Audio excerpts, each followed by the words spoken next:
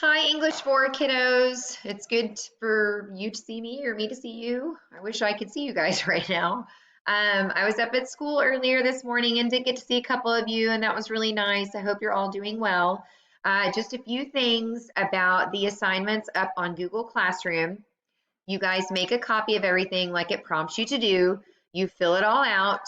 And then what you'll do is you'll submit it back to the Google Classroom. You don't have to share it with me because once you turn it in and either click submit or finished or done or whatever it is, then I automatically get it in the Google Classroom. Okay. So hopefully that makes sense.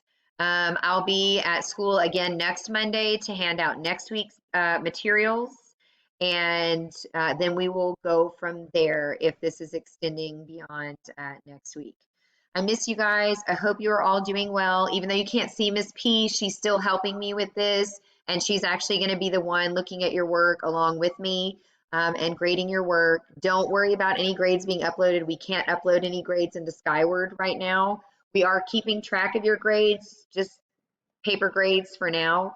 I'll let you know if you're in trouble and you need to turn in some work if it's late or if it looks like you maybe did something incorrectly.